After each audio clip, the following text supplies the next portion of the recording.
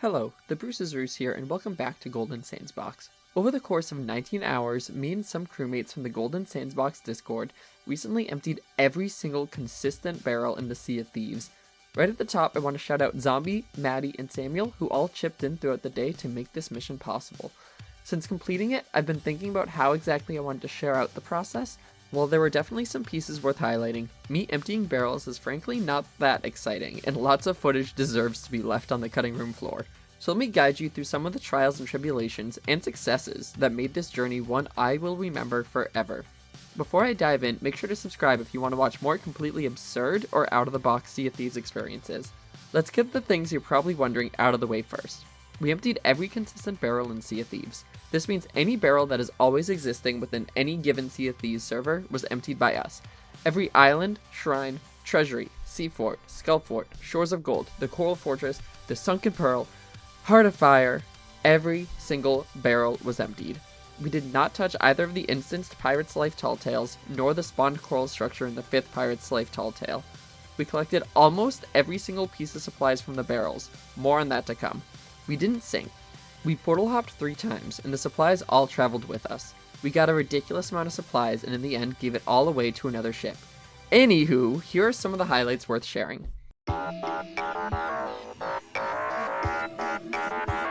Let's talk about the organizational system, which started very basic but evolved into what could be an engineering student's final project. After starting this entire journey off by running the 5th Pirate's Life Tall Tale to get a multitude of storage crates, I emptied the crates and put them in a pile. Zombies set up a system where you no longer have to siphon supplies, but instead, you just have to go in order around a circle of storage crates, and the crates we were filling would only take a single supply type.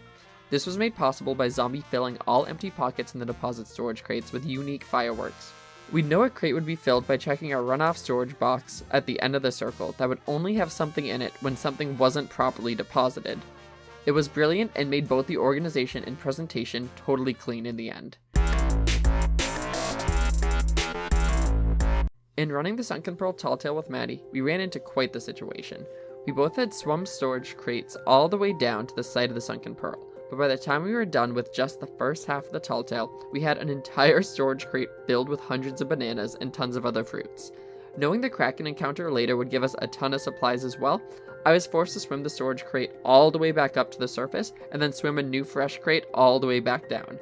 It was dreadful, but worth it because when we finished the Tall Tale, we did not have a single empty pocket in our crates.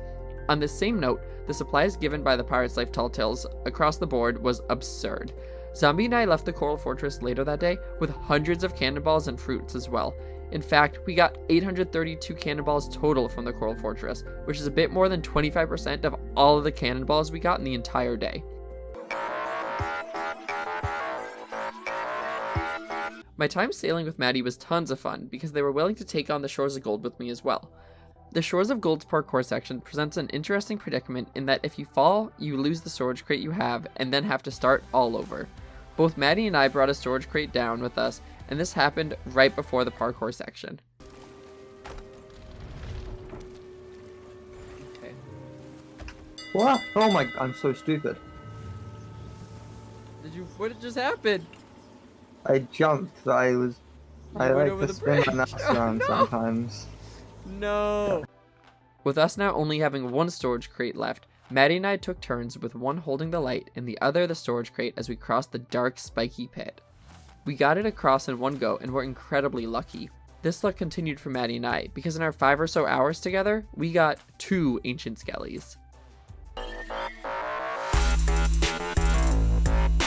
Are you wondering which barrels I emptied but was not able to retrieve the supplies from? At about 14 hours into our run, we were doing the last tall tale needed, the Heart of Fire. To those unfamiliar, this tall tale branches out into 3 different paths with completely different rooms. I successfully completed 2 of the 3 paths with a storage crate. I was barely into the 3rd section when I came across the now bane of my existence, this ridiculous jump. While this jump is pretty easy to make while sprinting, I was carrying a storage crate and thus was unable to sprint. I tested out making the jump a couple times without the crate and got negative results.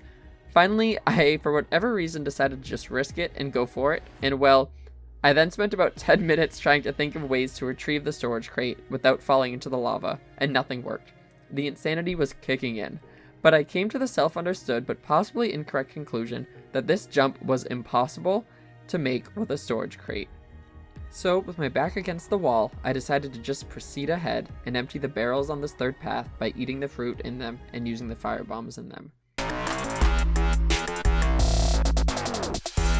Other players and their locations played a much larger role in the day than I thought it would.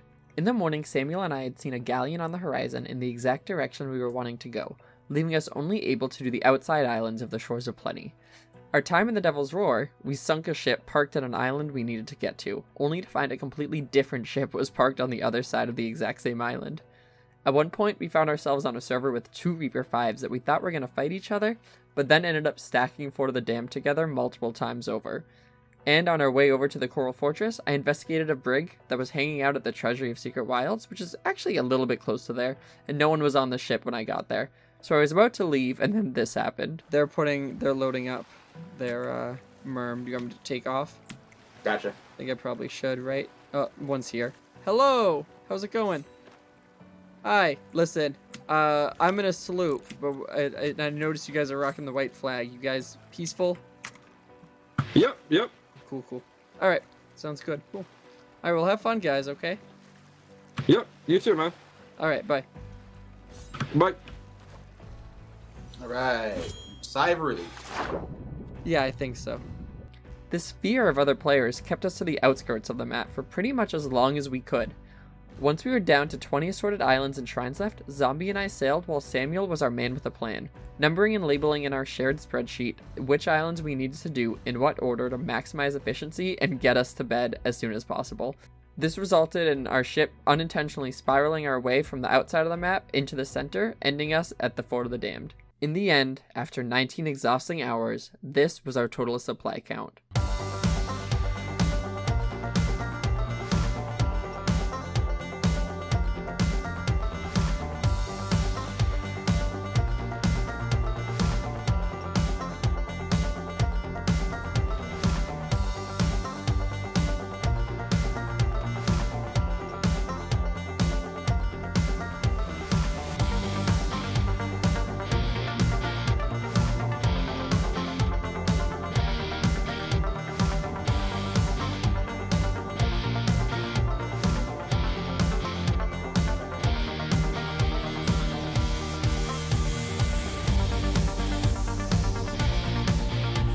Then we found a nearby sloop that initially ran from us, but then happily took all the crates full and empty off our hands, allowing us to finally be able to sleep.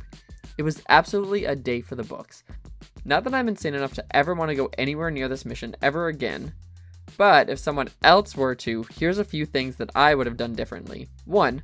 I'd have a bit more of a structured plan. While enemy ships often controlled where and when we went to certain places here, a more structured plan could have helped us from having to backtrack. 2. For data purposes, I'd count how many barrels we emptied. I'd love to know how many barrels are in the Sea of Thieves. 3. I'd check for quest scrolls. We just used the storage crate to empty barrels and then moved on, rather than stopping to look to see if there was a quest in them. I'd be curious to know how many wood, fruit, or cannonball crate deliveries I would have gotten. 4. I'd practice that dang Heart of Fire jump and see if it truly is possible. Thank you all so much for watching. Make sure to subscribe because heading into Season 8, I have some really exciting stuff planned that will truly be legendary. All of this and more next time on Golden Sands Box.